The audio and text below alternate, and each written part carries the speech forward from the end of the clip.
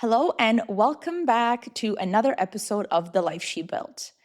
And today I'm going to ask you a really uncomfortable question. And the question is this: are you actually enjoyable to be around?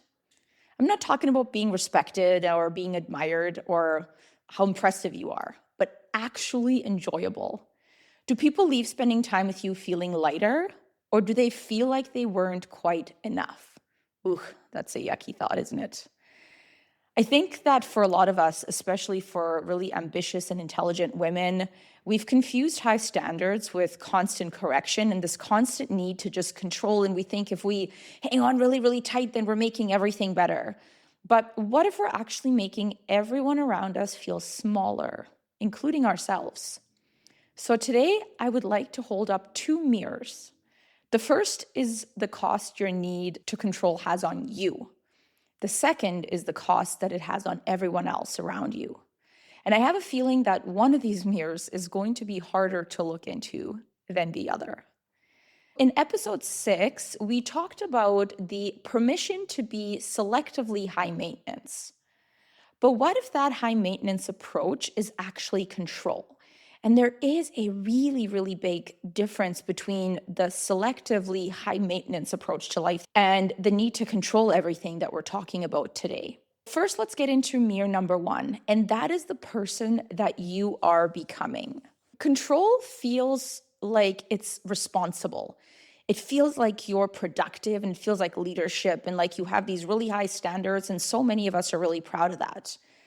But it's actually a lie because underneath that, there's often a lot of fear and a lot of anxiety and a lot of perfectionism. That's what control is. It's not leadership. So the cost of that ends up being that you actually don't enjoy life anymore. You start to manage life. Vacation becomes logistics, hosting becomes this performance, and business becomes this ever ending need for optimization. Parenting becomes about efficiency, and you never actually get to be present because your brain is constantly scanning for what's wrong instead of what's right. So ask yourself this: when was the last time you experienced something without trying to improve it? When you are constantly living in this zone, your brain learns this one thing. It becomes this sort of flaw detector. Eventually, that's all it knows how to do. You kind of stop noticing beauty around you and the effort of other people and connection and the progress that is actually being made and joy. You only notice what's missing, what went wrong, what could have been better, where your expectations haven't been met. That's what control does to you. It turns you into this sort of flaw scanning machine, always on edge and never truly happy. But here's the harder conversation. Because your need for control doesn't stay just inside of your own head, even that's a jail you don't want to be in. But it actually spills into every relationship that you have, and that's really sad. Which brings us to mirror number two, and that's the experience that other people around you have of you. Ask yourself this question again: how do people feel after spending time with you? Not how successful are you, or how smart are you, how respected are you, or how educated are you. No, but how do they actually feel? Do they feel inspired and heard and seen and loved? Or do they feel judged and less than? You may be emotionally expensive without actually realizing it. Some people are just emotionally expensive to be around. And it's not necessarily because they're cruel, it's because they're exhausting. Everything is evaluated, everything is corrected, everything is optimized, everything has feedback, everything could be just a little bit better. And it's usually in these little micro moments that it starts to stack up. Perhaps it's your spouse always saying to you that the dishwasher isn't loaded properly, or the towels aren't folded the way you want to. Your grammar is wrong. The email could have been written a little bit better. You're not parenting quite the right way. None of these moments matter individually, but together they create this feeling. And that feeling on others is, I can never get it quite right. Now, imagine if you were on the receiving side of that. No matter how hard you're working and trying, without saying it, here's what you're communicating to somebody: you are not good enough. And people around you don't feel trusted, they feel managed.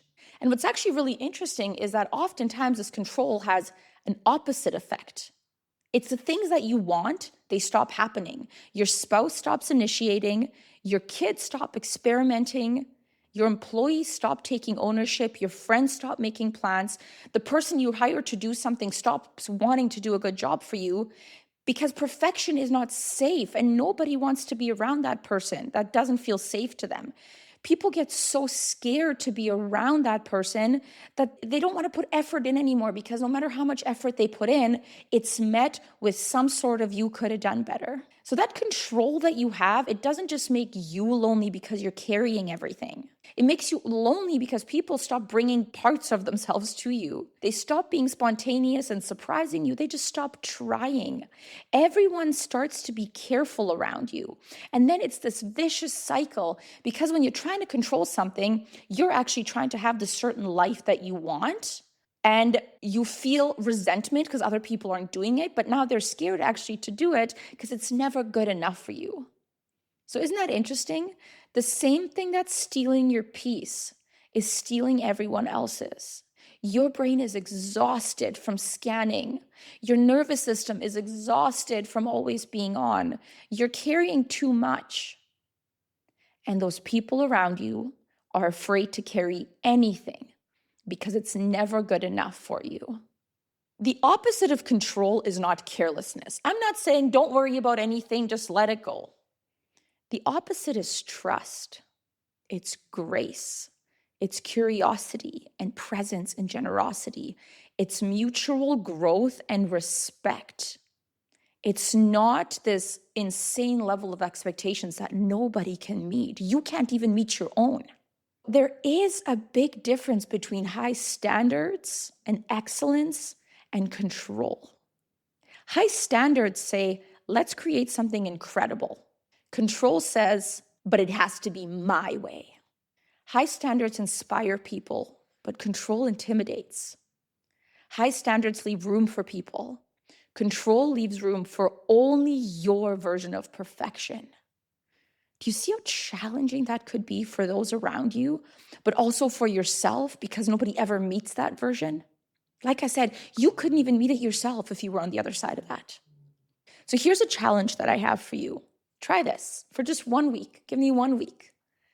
Ask yourself this: what deserves celebrating? What effort can I acknowledge? What beauty am I overlooking today? Who can I trust? How can I leave someone feeling lighter after spending time with me? Don't ask yourself, what could be better?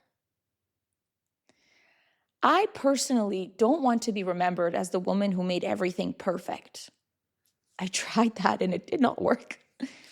I want to be remembered as the woman who made people feel safe and seen. I want people to feel like they're safe to contribute with me, even if we don't implement that idea. It's safe to make mistakes. It's safe to laugh and be silly and say something ridiculous. Safe to be themselves fully.